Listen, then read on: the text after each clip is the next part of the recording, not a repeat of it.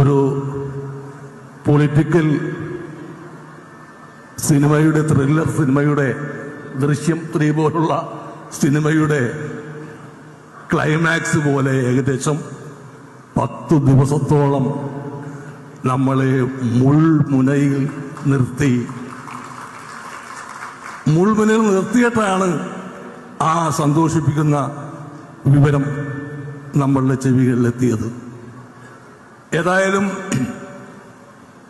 നമ്മൾ പറവൂർക്കാർക്ക് അഭിമാനത്തോടുകൂടി പറയാം, ഒരു പുഞ്ചിരിക്കുന്ന മുഖമുള്ളൊരു മുഖ്യമന്ത്രിയെ കേരളത്തിന് നൽകി. ഞാനിപ്പോ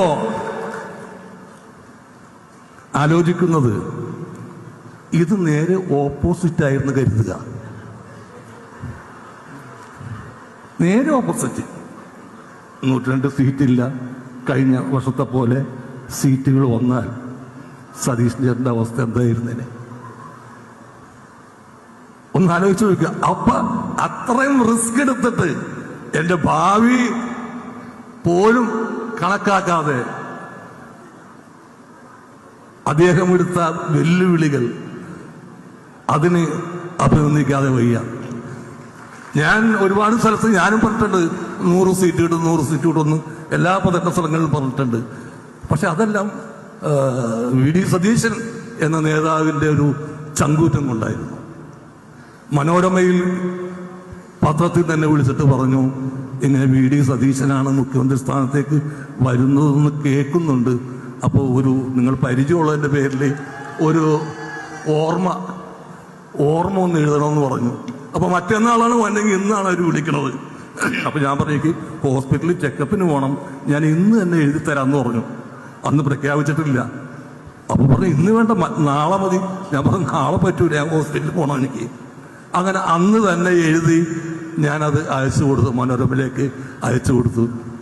അപ്പോൾ അവർ പറഞ്ഞത് പ്രസിദ്ധീകരിക്കാൻ പറ്റുമോ? ഞാൻ പറഞ്ഞു പറ്റും, ഇതെൻ്റെ ചങ്കിൽ നിന്നെടുത്ത വാചകങ്ങളാണ്, അതൊരിക്കലും നിങ്ങൾക്ക് ഫ്രീസറിൽ വെച്ച് നശിപ്പിക്കേണ്ടി വരില്ല.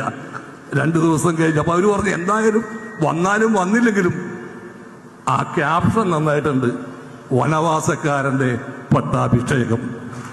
സത്യത്തിൽ അതാണ് നടന്നത്. വനവാസത്തിന് പോവാൻ നിന്നവരെ നിർബന്ധിച്ച് പട്ടാഭിഷേകം നടത്തിയ ഒരു പറ്റം ജനതയുടെ സായുജ്യത്തിന്റെ കഥയാണ് ഇപ്പോൾ ഇന്ന് നമ്മൾ കാണുന്ന Shri VD. Satheesan. Well began is half done എന്നാണ് പറയാറ്.